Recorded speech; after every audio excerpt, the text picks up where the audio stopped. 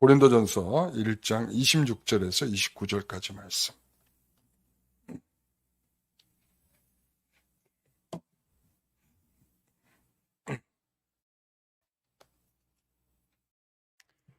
고린도전서 1장 26절에서 29절까지. 다 펴셨죠? 제가 읽겠습니다. 여러분들도 같이 따라 읽어주시기 바랍니다. 형제들아, 너희를 부르심을 보라. 육체를 따라 지혜로운 자가 많지 아니하며 능한 자가 많지 아니하며 문벌 좋은 자가 많지 아니하도다. 그러나 하나님께서 세상에 미련한 것들을 택하사 지혜 있는 자들을 부끄럽게 하려 하시고 세상에 약한 것들을 택하사 강한 것들을 부끄럽게 하려 하시며 하나님께서 세상에 천한 것들과 멸시받는 것들과 없는 것들을 택하사 있는 것들을 폐하려 하시나니 이는 아무 육체도 하나님 앞에서 자랑하지 못하게 하려 하심이라. 아멘. 오늘도 이제 3주째 동일한 제목이죠. 우리에게 없는 것으로. 우리에게 없는 것으로. 고린도 교회 분열의 문제는 윤리적인 것이 아닙니다. 도덕적인 것도 아닙니다. 그리고 이것은 단순히 당을 지고 서로 갈라 싸우는 아주 그 기본적 내용들도 아닙니다. 이것은 어떤 문제에 있는 내용인가 하면 가장 기독교의 본질적인 측면에서 서로 간에 오해가 된 문제 때문에 싸우고 있는 것입니다. 십자가의 복음은 우리에게 없는 것으로 되었다는 생각을 갖게 하고 우리에게 없다라고 하는 문제 때문에 이 기독교의 본질은 우리에게 하나님 앞에 항복하게 되고 겸손해지게 되고 그리고 하나님의 요구 앞에 기쁨으로 설 수 있는 마음을 갖도록 하는 것입니다. 자신이 무엇인가를 선택할 수 있다라고 생각하는 사람에게 내가 무엇인가를 할 수 있다라고 하는 사람들에게는 이 십자가는 그래서 미련한 것입니다. 그래서 우리가 18절에 이야기를 했던 것처럼 십자가는 구원받는 자에게는 능력이 되지만 그렇지 않은 자들에게는 뭐라고요? 미련한 것이다. 그러니까 여전히 십자가에 대한 이해가 없는 사람들에게 있어서 교회는 뭔가 어색한 거예요. 왜 그런가 하면 세상이 흘러가는 흐름과는 다르거든요. 그리고 이 말씀에 기록되어 있는 내용들도 역시 우리가 원하는 것들과는 좀 거리가 있는 경우들이 많이 있어요. 이 바울이 그리스도를 얻고 모든 것을 버렸다는 말은 그래서 우리에게 상당한 큰 충격을 주는 거예요. 그리스도를 얻었다는 이유 때문에 그리스도가 내 안에 있다는 이유 때문에 내가 어떻게 모든 것을 버릴 수 있는가. 쓰레기통에 다 버리듯이 말이죠. 그러니까 사도 바울이 그런 표현을 하고 있는 내가 그리스도를 얻는 것이 다른 것을 모든 것을 잃어버린 것 전혀 비교될 수 없을 만큼 강력한 하나님의 은혜다. 이렇게 고백하는 거죠. 그가 추구하던 지식도 그가 가진 출생 이런 거죠. 로마의 시민권을 가지고 굉장한 세도를 부리고 그리고 유대인 가운데 사내들인 공회에 포함되어서 굉장한 명예와 그리고 출세욕에 사로잡혀서 그렇게 살아가던 모든 인생이 하루아침에 모든 것을 내려놓고 나는 그리스도를 얻은 기쁨이 있다. 이렇게 말하니까 이건 우리에게 굉장한 충격이에요. 24절을 보시면 이렇게 말하죠. 그리스도는 하나님의 능력이요 하나님의 지혜이라. 그리스도를 내 안에 모셨다라고 하는 그 모습은 내가 이 세상에 가질 수 없는 지혜를 가졌다는 것이고 이 세상에 탐내지 않는 하나님의 능력을 내가 갖게 되었다는 사실입니다. 우리가 믿음을 갖게 되었다는 것은 그 믿게 된 가치로 방향이 바뀌게 된 것입니다. 믿음은 그거예요. 우리가 믿음이 있는지 없는지를 무엇으로 확인합니까? 라고 그러면 내 삶의 방향이 이전과 달라졌다는 것입니다. 그것이 확인돼야 합니다. 우리는 며칠 전 한 교회의 허탈한 이야기를 들었습니다. 전모 씨는 내가 말하지 않았느냐? 내가 하나님께 말하면 하나님은 다 들어주신다. 그 손에 500억을 쥐고 얼마나 기뻐하는지 말이죠. 그 자랑을 얼마나 늘어놓는지 말이죠. 그 500억을 받게 된 승자의 그 자랑은 그 얼굴빛에서 상당히 자만과 교만이 흘러넘치더라고요. 그 교회를 보게 되면 두 개의 십자가의 탑이 고딕양식. 여러분, 이 건물들은 신앙을 표현하는 굉장히 중요한 내용을 담고 있습니다. 그래서 고딕양식이라고 하는 것은 이 교회마다 이 종탑같이 생긴 거 있잖아요. 이 종탑은 고딕양식에서 따온 거거든요. 그래서 이 꽃갈콘 모양으로 되어 있지만 이것을 쫙 얼마나 더 높이 쫙 펼쳐서 하늘을 향해서 뾰족하게 세우느냐. 우리가 그렇게 하나님을 향해서 신앙이 하나님을 그렇게 향하고 있다라는 모양을 보여주기 위해서 이 고딕 양식이 당시에 교회를 짓는 양식으로 사용됐단 말이죠. 그런데 그 교회는 두 개의 그 십자가 뿔이 쫙 올라와 있어요. 저는 다른 것은 다 그만두고 이런 생각이 들더라고요. 불편한 생각 중에 하나가 뭐냐면 이런 거죠. 조합원들은 2년 동안 고통스러운 시간들을 보내왔습니다. 그리고 또는 그 교회에게 500억을 보상금으로 주기 위해서 조합원 한 사람당 1억씩을 더 내서 줘야 되는 결과가 생긴 것입니다. 여러분, 생돈 1억이 나가게 됐어요. 믿지 않는 사람들이 교회 때문에 자기의 돈을 1억씩 내놓게 됐어요. 여러분, 그 주변에 있는 사람들은 내가 생각할 때는 교회는 절대 안 나갈 것 같아. 내가 교회 때문에 1억을 손해봤는데 그 손해를 본 내 마음이 얼마나 불편한데. 여러분, 저는 그 500억의 귀중함보다 하나님의 복음의 가치를 잃어버리게 된 그 현상이 너무나 마음이 아팠습니다. 우리는 정말 복음의 본질을 제대로 이해했다면 이런 자랑이 불편스러워야 됩니다. 혹시 부러웠던 분 없으십니까? 야, 우리 교회도 한 500억 정도 보상을 받아서 교회를 멋지게 줬으면 얼마나 좋겠냐. 혹시 이런 생각 하신 분 있습니까? 아유, 저는 그렇게 5천억을 준다고 해도 싫습니다. 근데 사실은 제가 이 말을 꺼낸 이유는 다른 데 있습니다. 여러분, 우리도 그럴 수 있습니다. 본질을 잃어버리면, 본질을 자꾸 놓치면, 십자가의 의미를 잃어버리면 우리도 어느새 그럴 수 있습니다. 여러분, 그래서 오늘 이 고린도 교회의 문제가 바로 그런 거예요. 기독교의 참된 본질을 잃어버리니까 그들이 싸우고 있는 내용들은 그 십자가와 전혀 상관없는 내용으로 그들이 싸우고 있다는 것이죠. 오늘 그래서 이렇게 복음의 본질을 항상 생각할 수 있어야 되는데 첫 번째 이런 겁니다. 26절을 보십시오. 형제들아, 너희를 부르심을 보라. 육체를 따라 지혜로운 자가 많지 아니하며 능한 자가 많지 아니하며 문벌 좋은 자가 많지 아니하도다. 너희가 어떻게 부르심을 받았는가, 그것을 보라는 것입니다. 너희가 어떻게 부르심을 받았는가. 교회는 강가에 버려진 모난돌을 모아다가 건물을 짓는 것과 같습니다. 교회는요, 그런 모난돌들을 다 모아다가 하나님께서 일일이 다 깎아서 이 담을 쌓고 벽을 쌓을 수 있도록 그렇게 만든 돌입니다.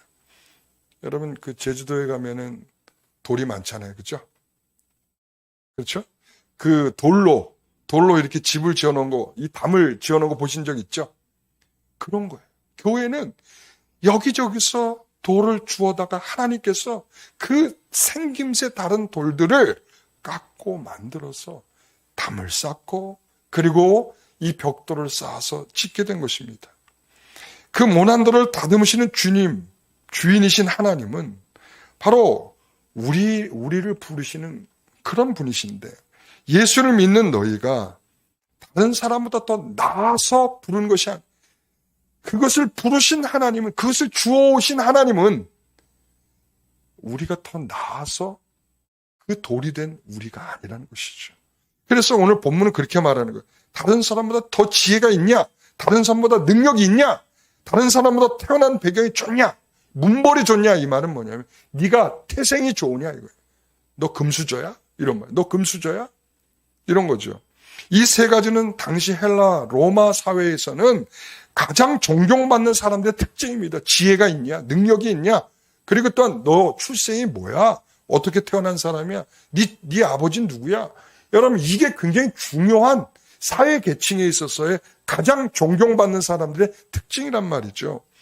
그래 똑똑하고 재능이 있고 능력이 있고 타고난 금수저 이런 이유로 부르심을 입은 자는 오늘 본문은 26절에는 많지 않다 이겁니다. 많지 않다. 다시 말하면 없다 이란 말이에요. 여러분 저는 이런 생각을 해본 적이 있어요. 제가 신학교에 가보니까 맨 그런 사람들이 와 있더라고요. 제가 가장 대표적인 유형들, 신학교에 온 대표적인 유형들 있어요. 야, 너 신학교나 가라. 너 신학교나 가라 해서 온 사람. 그리고 망한 사람. 그러니까 해보다 할 거 다 해봐도 안 되니까 신학교에 온 사람. 그리고 얻어 터지고 온 사람. 큰 유형들 중에 이런 사람들이 있어요. 근데 제가 세 번째 유형이죠. 얻어 터지고 온 사람. 그러니까 그런 사람들이 대부분이기 때문에 이런 점에서 하나님은 목사를 대단치 않은 사람을 부르셨다. 전 처음부터 그런 생각을 했어요. 나를 부르신 걸 보니까 대단하지 않은 사람들을 부른 것 같다. 이 생각을 했어요. 그래서 목사가 흠이 많고 부족하고 뭔가 실수가 많아도 여러분 다 이해하셔야 됩니다. 왜? 하나님 그런 사람을 모으셨어요. 여러분 아시겠습니까? 네.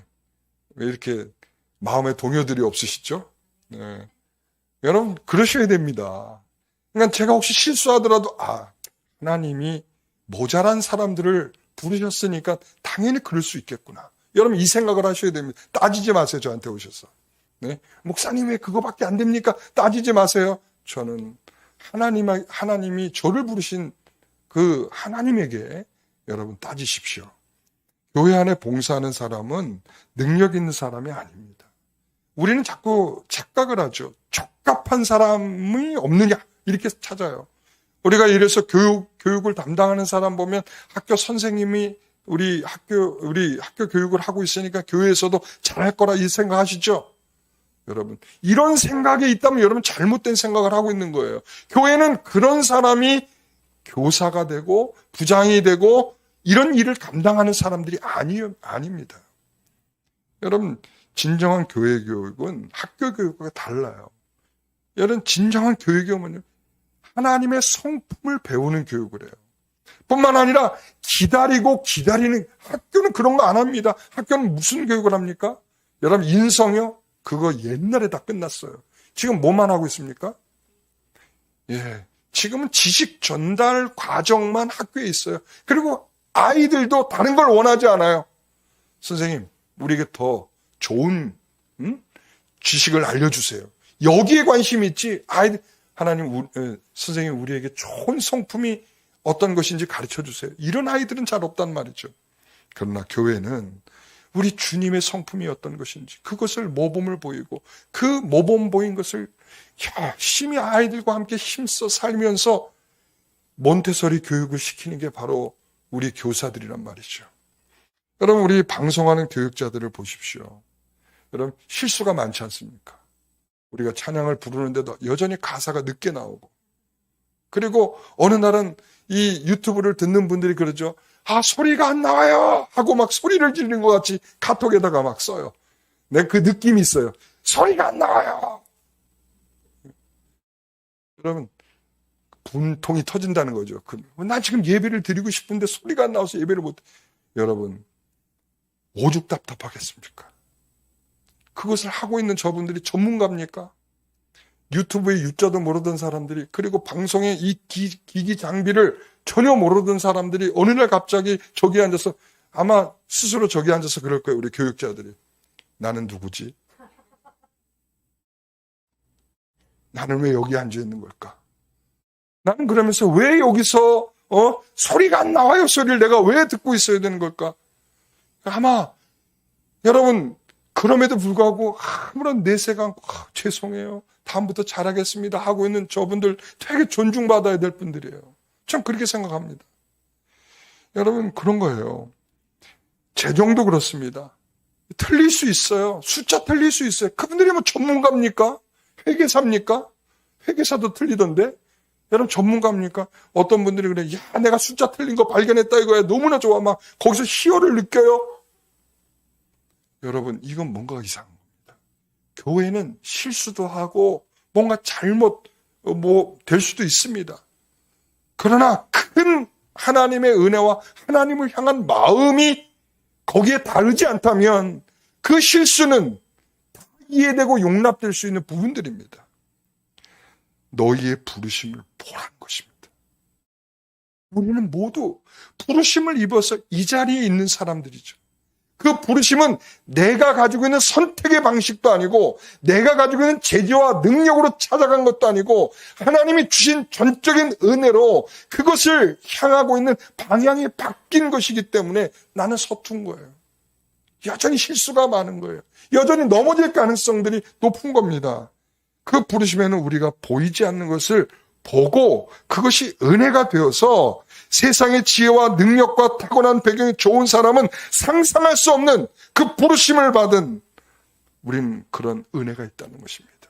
그래서 우리에게는 보고 소망하고 꿈꾸고 그 가치를 향하여 갈 수 있는 그 바라보는 은혜가 있는 것입니다. 지금 그래서 사도 바울이 보라는 거예요. 부르심을 보라. 이 말은 뭐냐면 그 지혜롭다 말하고 능력 있다 말하고 그리고 문벌 좋다고 말하는 사람은 절대 볼 수 없는 그거를 볼 수 있는 영적인 눈이 있다는 거예요.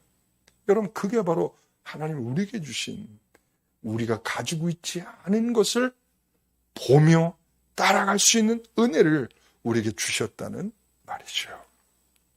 그래서 육체를 따라 많지 않다는 거예요. 뭘 따라? 육체를 따라는 많지 않다는 거야. 육체를 따라가는 사람, 육체파 사람들은 바로 이거예요. 지혜롭다 말하고 능력 있다 말하고 문벌 좋다 말하는 이 사람들은 모두 다 육체파라는 거예요. 그러나 이 고린도전서 2장 12절에서 가면 오직 하나님으로부터 온 영을 받았으니 하나님께서 우리에게 은혜로 주신 것들을 알게 하려 하심이라. 하나님께서 우리에게 은혜로 주신 것을 영적으로 분별할 수 있는 은혜를 갖는 거, 이게 바로 부르심을 받은 사람들이 바라보게 될 수 있는, 볼 수 있는 영적인 시야라는 것입니다. 여러분, 그게 보이십니까? 여전히 다른 사람의 저 사람이 저거 못해? 왜 저 사람 저것밖에 못해? 왜 저 사람은 저러지? 라고 생각하면 아직 보이지 않는 것입니다. 두 번째는 이것입니다. 하나님께서 미련하고 약하고 아무것도 아닌 사람을 뭐 하셨다고요? 택하셨다. 27절 28절을 보시기 바랍니다.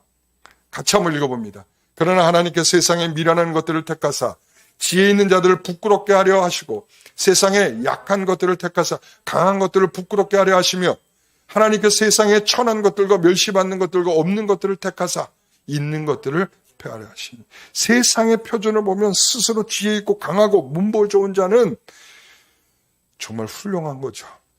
세상의 가치와 눈으로 보면 저 사람 훌륭한 사람이야, 이럴 수 있습니다. 여러분, 그런 조건으로 그리스도는 미련한 것입니다. 십자가는 미련한 것입니다. 지금 그 이야기를 하는 거예요. 그래서 예레미야 선지자의 말씀을 인용해서 이 바울은 이 말을 하고 있는 거예요.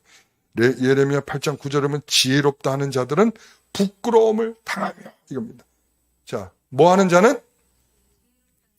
스스로가 지혜롭다 말하는 사람들은 뭘 당한다고요?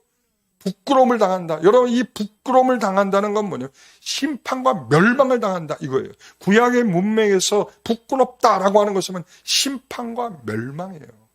여러분, 이 아담과 하와가 이 선악과를 먹고 난 다음에 처음에 느낀 게 뭐예요? 부끄러움이에요. 그 부끄러운 뭐냐? 내가 지금 멸망과 심판에 놓이게 된 인생이 되었다라고 하는 것을 보여주는 겁니다. 그래서 이 부끄럽다라고 하는 것은 이 선지자들이 여러 차례 사용합니다. 그 부끄러움은 결과적으로 뭐냐? 하나님의 심판과 멸망이에요. 그러니까 심판과 멸망이 다가오는 것을 그들의 지혜와 능력과 문벌 좋은 것으로는 볼 수 있는 눈이 없다는 것입니다. 여러분, 하나님의 방식은 스스로 지혜롭다는 자들을 부끄럽게 하실 것입니다. 구원받은 사람은 스스로 잘합니다. 하나님께서 내 인생에 개입하셔서 나를 사랑하셔서 내가 받은 구원이라는 사실을 생각하게 됩니다. 그런데 우리에겐 항상 버릴 수 없는 미련이 있죠. 그냥 우리가 살아가다 보면 그 우리 미련을 두고 있는 것들이 있어요. 우리가 신앙생활하면서 여전히 미련 두고 있는 것들이 있어요. 아이를 출산하고 직장을 그만둔 한 주부가 그런 이야기를 하더라고요. 제가 직장에 다닐 땐 잘 몰랐습니다.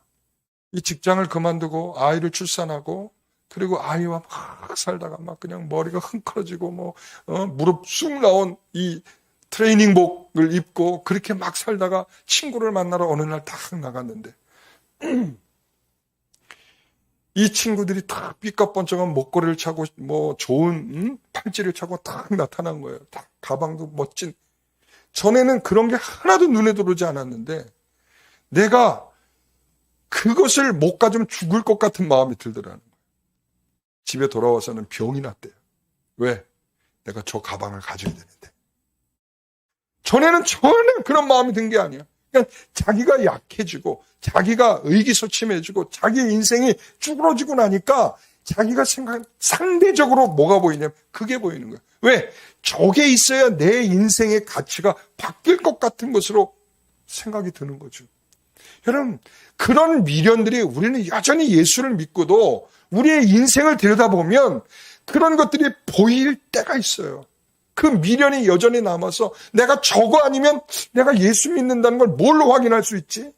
내가 적어도 예수 믿으면 그래 집 한 채 번듯한 집이 한 채는 있어야 되고 그리고 누가 뭐라고 해도 정말 좋아 보일 만한 직장을 내가 다니고 있어야 되고 내가 이런 것으로 좀 확인이 돼야 되는데 여러분 이런 미련이 우리에게 여전히 있다는 것입니다.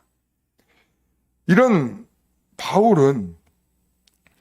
바울과 같이 하나님의 은혜와 사랑의 깊이를 알지 못하면 여전히 우리는 이 혼재된 미련, 우리가 이 미련을 버리지 못하는 이것이 계속 우리의 삶을 계속 어렵게 만들 거예요. 왜 그래요? 우리는 하나님이 우리에게 주시는 은혜는 그런 것들이 세상은 그런 것들로 사는 것이 아니라 하나님의 은혜로 살아라고 하는 것을 우리는 계속적으로 공급받아야 되는데 그 공급원이 끊어지니까 우리가 순간적으로 어떤 생각, 그래도 저게 있어야 되는 게 아니야? 그래도 저것이 세상의 능력 아니야? 어떻게 하나님을 믿는데 저것 없이도 우리가 인정받을 수 있어? 라는 생각들이 들기 시작을 하는 거죠. 여러분, 그렇지 않다는 것입니다. 그건 세상의 기준에 여전히 영향을 받고 있는 거예요. 세상은요, 약육강식이에요. 있는 자는 대우받고 없는 자는 계속 밟히는 거예요. 그러니까 없고 살고 싶지가 않은 거예요. 있기를 원하는 거예요. 그러니까 그런 세상적인 기준에는 내가 예수 믿는 것이 그런 의미로서 드러나야 되는 것이 아닌가를 자꾸 생각을 하는 거죠.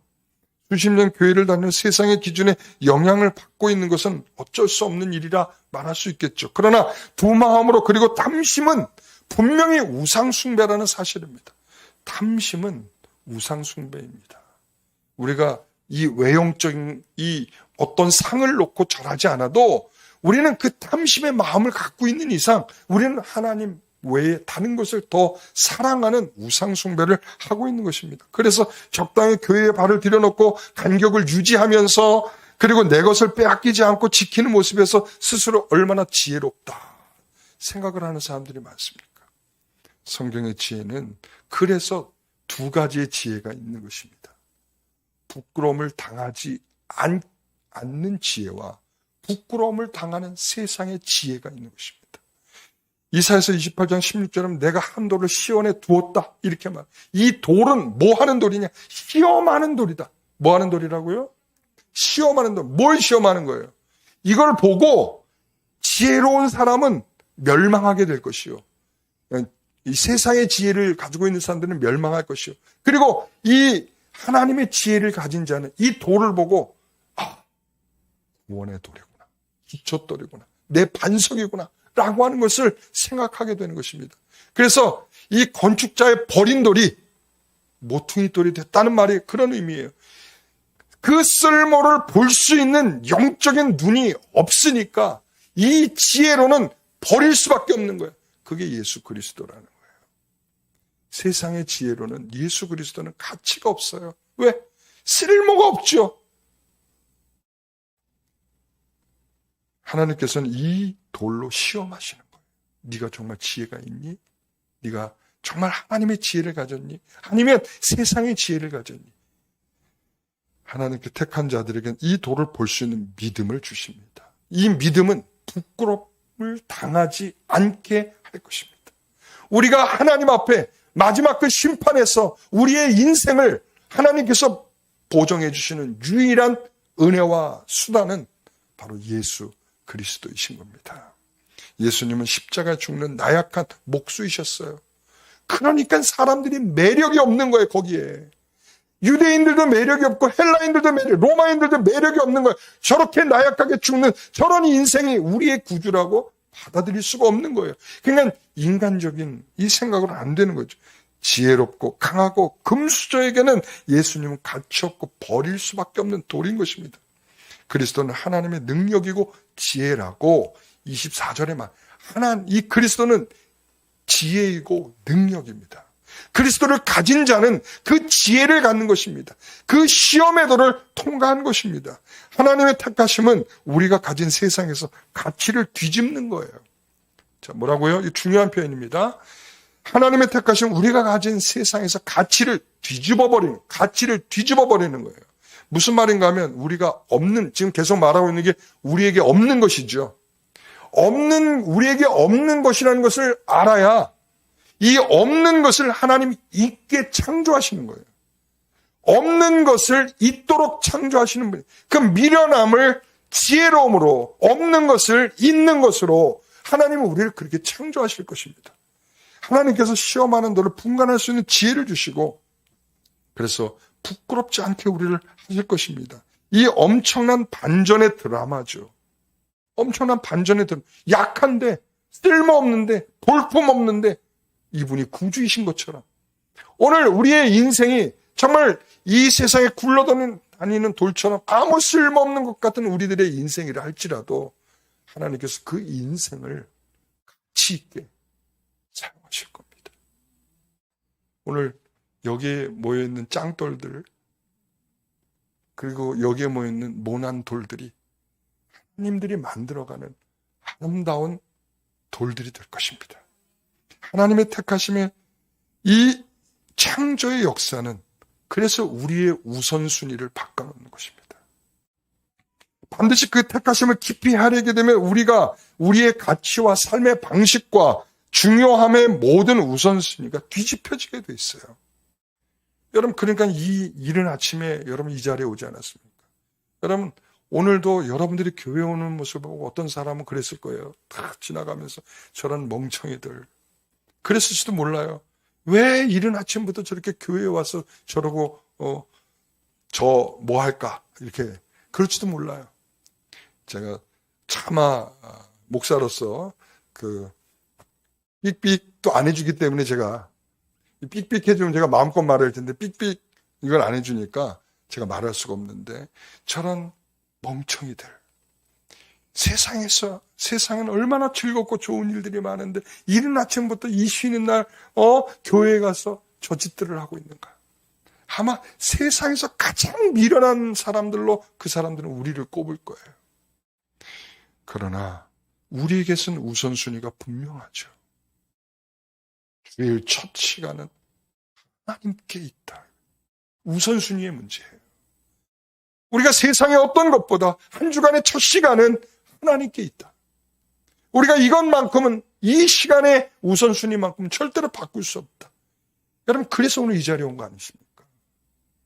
그래서 하나님이 나와 같은 사람을 택하신 이유는 내게 없는 곳, 그 빈 곳에 하나님께서 창조하셔서 새로운 인간의 가치로 살아갈 수 있도록 오늘 저와 여러분들을 그렇게 택하신 것입니다. 그래서 우리는 세 번째, 아무도 하나님 앞에 자랑하지 못하게 하려 하심이라. 29절 함께 있습니다. 이는 아무 육체도 하나님 앞에 자랑하지 못하게 하려 하심이라. 여러분, 솔로몬의 지혜의 자랑이 가져온 결과를 알고 있죠? 솔로몬은 지혜로운 사람이야. 그 솔로몬의 지혜가 하나님이 주시는, 하나님의 마음을 깊이 읽어내는 지혜로서는 훌륭했습니다. 처음은. 그러나 그 지혜가 나중에 가서 뭐가 돼요? 자랑거리가 됩니다. 어떤 자랑입니까? 세상에 이런 지혜가 어딨냐 이거예요. 그래서 수많은 사람들이 바리바리 싸가지고 오고 나는 당신하고 결혼하고 싶어요 하며 찾아온 여인들이 수없이 많았습니다. 그랬을 때 솔로몬이 어떻게 했죠? I'm okay. Welcome. 그 여인들을 다 받아들여요. 그들의 재산을 받아들이고 그 여인을 받아들이고 그들이 가져온 신들을 받아들이고, 그래서 하나님을 향한 지혜라고 말하던 그 지혜가 어떻게 됩니까? 그 자랑의 순간부터 완전히 이렇게 되는 거죠. 이 다윗에게의 정점은, 신앙적인 정점은 바로 밧세바 사건 직전까지예요. 솔로몬의 이 정점은 스바 여왕의 사건이 직전까지가 정점이에요. 하나님 앞에 그 귀하고 아름다움으로 쫙 믿음이 상승하고 하나님의 은혜를 받고 기도하면 하나님의 응답이 쏟아지고 그런 시점이 바로 거기거든요. 그러니까 이 지혜로움을 통해서 하나님이 쫙 그 인생을 끌어가셨는데 이 지혜가 자랑거리가 되니까 완전히 그 인생이 확, 그래서 왜 남북 이스라엘이 갈라지게 되는 것입니까? 이 솔로몬 때문에 그렇게 된 것이죠. 우리의 지혜는 그리스도이십니다. 그래서 우리의 자랑은, 우리의 지혜는 결과적으로 어디를 향하냐면 그리스도를 자랑하는 것으로 가야 하는 것입니다. 그 지혜로운 자랑, 내 지혜로운 자의 자랑이 되면 결과적으로는 그것은 하나님의 영광을 가리우는 것입니다. 우리는 거꾸로 생각을 하죠. 제가 이렇게 잘 됐습니다. 그러면 어떻게 생각? 하나님의 영광이 된다고 생각을 하지만 그 자랑 속에는 뻥이 항상 들어가게 돼 있어요. 순수하게 뭔가 말하는 사람들은 거의 없어요. 그것을 더 드라마틱하게 사람들에게 설명하기 위해서 뭔가가 첨가되게 돼 있어요. 그래서 그것을 통해서 점점 자기의 자랑으로 포장이 돼요. 여러분, 천국 갔다 온 사람도, 천국 갔다 왔다고 말하는 사람들 보면 대부분 뭐냐면 천국 갔다 온 자신의 자랑이 천국의 자랑이 아니야. 그러니까 우리는 그것을 거꾸로 여겨서는 안 됩니다. 우리의 자랑은 오직 그리스도입니다. 여러분, 그 가치를 발견한 것이 내 선택한 것입니까? 아니면 은혜입니까? 어느 것입니까? 내가 선택한 것입니까? 아니면 은혜입니까? 여러분, 은혜입니다. 선택했다고 말하는 사람은 자랑을 하게 돼 있고요. 그리고 또한 이 은혜를 받았다고 하는 사람들은 감사하게 돼 있어요. 문구 좀 한번 띄워주시죠. 예, 그 구분법은 선택은 자랑이고 은혜는 감사입니다. 그러니까 우리가 감사가 넘친다는 건 뭐냐면 하나님께서 계속 은혜를 받고 있다는 거예요. 사랑하는 성도 여러분, 자랑하는 순간 우리에게서 하나님의 은혜는 약화되게 되어 있어요. 여러분, 이것은 마태복음 18장 23절에 가면 그러므로 천국은 그 종들과 결산하려 하던 어떤 임금과 같다 이랬습니다. 여러분, 천국은 뭐라고요? 천국은 좋은 거죠. 이렇게 성경을 표현하지 않아요. 참 재밌어요. 천국은 이런 거라는 거예요. 천국은 뭐라고요? 종들과 결산하려 하던 어떤 임금과 같다. 이 결산하려는 임금이 바로 천국이라는 거예요. 그런데 어떤 결산이냐면 우리가 잘 아는 1만 달란트 빚진 사람이 있었잖아요. 한 번만 살려주세요. 저를 불쌍히 여겨주세요. 그랬더니 임금이 어떻게 했어요? 그래, 알았다. 내가 용서해 주마. 그래, 1만 달란트. 여러분, 1만 달란트가 얼마인지는 다들 모르겠어요. 지금 돈으로 한 사람은 얼마나 큰 돈일까? 상상도 할 수 없는 돈이에요. 여러분, 우리의 인생에 한 번도 만져볼 수 없는 돈. 그런데 이 빚을 탕감받았단 말이죠. 그리고선 돌아가는 길에 누굴 만났는가? 자기에게 100데나리온을 빚진 사람을 만났어요. 이 사람도 똑같이 자기와 똑같이 말을 했습니다. 뭐라고요? 나를 좀 불쌍히 여겨주십시오. 그랬어요. 그랬더니 이 사람의 멱살을 끌고 잡아 옥에다 확 집어던지면 너 갚을 때까지는 못 나가? 이렇게 된 거죠. 여러분, 이게 바로 자신이 받은 그 하나님의 은혜에 대한 감사가 없는 거죠. 여러분, 이 주인은 이걸로 결산을 하겠다고 지금 말하고 있는 거예요. 천국은 이것을 결산하는 임금과 같다. 이랬단 말이죠. 자, 35절의 말씀 같이 읽어봅니다. 너희가 각각 마음으로부터 형제를 용서하지 아니하면 너희 하나님 하늘 아버지께서도 너희에게 이와 같이 하시리라. 이 천국의 결산은 바로 이거예요. 어떻게 해요? 네가 정말 하나님께 탕감을 받았다, 은혜를 받았다 하면 그 감사는 뭐예요? 용서라는 거예요. 우리가 정말 이 선택을 자기가 있는 것을 가지고 빚을 갚은 사람, 이 빚을 갚은 사람처럼 지금 100데나리온을 만난 이 사람에게 어떻게 합니까? 갚으라고 하잖아요. 우리는 이런 모습이 이 고린도 교회에 있는 거예요. 갚아야지. 이거예요. 고린도 교회 성도는 자신이 쟁취한 것을 자랑하고 있습니다. 자랑은 또 다른 양상으로 이렇게 나타나는, 나는 이렇게 하는데 너는 왜 그렇게밖에 못해로 나타나는 거죠. 나는 이 바울에게 잘 배웠는데 너는 베드로에게 엉터리를 배운 거 아니야? 라고 말하는 거죠. 여러분, 그런 거 아닙니까? 나는 이 교회는 스스로 옳은 것을 구별하고 옳다고 믿는 것을 스스로 선택한 사람들이 모인 곳이 아닙니다. 우린 다 무엇이 옳고 그런지 다 모르는 진노의 자녀들이었어요. 그런 우리를 십자가로 죄를 씻고 용서를 받아 오늘 이 자리에 앉아있는 우리들이죠. 우리는 그런 은혜를 받고도 오늘도 실수할 수 있는 사람들이에요. 제가 분명히 여러분들을 압니다. 저를 압니다. 우리는 오늘도 또 실수가 있을 사람들이에요. 분명합니다. 그래서 목사로도 고민이 있어요. 어느 때는 이런 생각이, 말하지 않고 있으면 자신이 무엇이 문제가 있는지 모를 텐데 할 때가 있어요. 그러니까 왜냐하면 그 실수를 계속 반복하니까. 저거 말을 해줘야 되는데, 근데 말해주면 분명히 시험 들어서 교회 안 나올 것 같은데. 그러니까 말하기가 어려울 때가 있어요. 때로는 제가 며칠 전에 어떤 분을 만났는데 이런 이야기를, 하나님 앞에서 진실은 반드시 알게 될 때가 있어. 조급하게 생각하지 마. 이런 얘기를 하시더라고요. 그분이 이제 제가 요즘 겪고 있는 여러 가지 일들 좀 알고 있으니까 그분이 저한테 그런 말, 조급하게 생각하지 마. 하나님은 다 알고 계셔. 진실은 분명히 밝혀져. 그러나 속으로는 좀 화가 나죠. 저 사람은 멈출 생각도 없고 여전히 하고 있는데. 지금도 여전히 하고 있는데. 몇 년이 지나도 여전히 하고 있는데. 오늘도 이 말씀을 준비하면서 저는 한 부분에는 그분이 참 불쌍하다 이 생각이 들어요. 우리 교회는 없는 분이에요. 또 누굴까? 지금 목사님 또 누굴까? 우리 교회 지금 성도를 얘기하는 게 아니에요. 난 그분이 너무 불쌍했어요. 어떤 면에서 저는 이런 생각을 듭니다. 인정을 해야, 그러니까 무엇을 잘못했는지가 인정이 돼야 그것을 의식하게 되고, 의식하면 바꾸려는 마음이 들어요.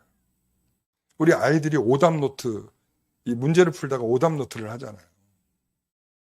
제가 예전에 그런 경험을 해요. 오답노트를 하는 이유가 뭘까를 생각해 봤어요. 그랬더니 오답노트를 하고 나면 이 장점이 있어요. 그 문제 다시 안 틀립니다. 이래서 틀렸구나. 이래서 틀렸어. 근데 다음부터는 이거, 근데 있잖아요. 오답노트를 안 하잖아요. 내가 얘를 왜 틀렸는지 모르잖아요. 다음에 똑같이 틀려요. 푸는 방식도 똑같고 이해하는 방식도 똑같고 전혀 다른 답을 할 수가 없어. 똑같은 답을 똑같이 쓰고 똑같이 틀려. 여러분, 그래서 인정이라고 하는 게 필요한 거예요. 내가 잘못했구나. 그래서 잘못된 것에 대한 의식을 가져야 그 다음부터 나 이렇게 바꿔야지 이렇게 생각이 든 겁니다. 사랑하는 성도 여러분, 하나님께서 우리를 택하셔서 이렇게 부르셔서 그리고 우리가 자랑할 것 없는 우리로 삼으셨다는 것은 여전히 우리에게 부족함이 있다는 것입니다. 그래서 이 고린도 교회 안에서 보이는 것처럼 이 항상 우리가 오답노트를 쓸 마음을 갖고 있어야 돼요. 우리는 다 하나님 앞에 부족한 자들이에요. 우리는 실수투성입니다. 실수했으니까 하나님 누구든지 다 실수할 수 있다면서 그냥 넘어가면 나중에 다시 고칠 기회가 없어요. 하나님 앞에 내가 분명히 하나님 나 이거 정말 잘못했어요 라고 인정하고 그리고 그 앞에서 나 다시 한번 그러지 않으려는 의식을 갖고 그래야 어떤 것을 바꿀 마음이 드는 거죠. 여러분, 그래서 회개라고 하는 것은 가던 길을 바꿔가는 거예요. 가던 길에서 다른 길로 가는 겁니다. 다른 길로 가야 회개가 된 거지 여전히 그 길을 가면서 전혀 인정도 안 하면서 나는 하나님 앞에 회개했다고 말하는 사람들, 여러분 이런 것은 옳지 않은 것이죠. 오늘 우리는 우리에게 없는 것으로 부르시고 택하신 우리 하나님께서 우리에게 말씀하신 자랑하지 말라. 자랑하지 말라. 우리의 자랑은 오직 그리스도시다. 오늘 우리는 그 내가 받지 않은 것이라고 하는 것에 대한 이해가 우리 서로의 관계성에서 분명히 나타나야 됩니다. 그러니까 서로 지적할 일이 없는 거예요. 왜? 나도 잘못하는 사람이고 너도 잘못하는 사람이고 피차 복종해야 될 사람, 피차 위하여 기도할 사람들이고 피차 서로 손을 잡고 서로 연약함을 거들어줘야 될 그것이 바로 우리 영광교회 우리 성도들일 줄 믿습니다. 고린도 교회는 그 부분이 깨진 거예요. 서로 위해줄 마음들이 깨진 거예요. 이 복음의 진리로서 이 서로 붙들고 있는 마음들이 깨져버린 거예요. 오늘 우리는 이 예수 그리스도의 십자가의 은혜가 서로를 얼마나 결집력 있게 붙들고 계시는지를 충분히 누리고 경험되고 또 서로를 그렇게 버티게 하는 은혜를 나누시기를 간절히 부탁드리겠습니다. 기도하겠습니다. 하나님 감사합니다. 오늘도 이처럼 우리에게 주시는 은혜를 기억하게 하여 주옵소서. 우리에게 없는 것으로 받았다는 것은 서로 이해하고 용납하고 그리고 자랑할 것 없고 감사로 표현할 수 있는 것이 우리들이어야 할 줄 믿습니다. 오늘 우리의 마음을 하나님께서 붙잡아 주시옵소서. 예수님의 이름으로 기도하옵나이다.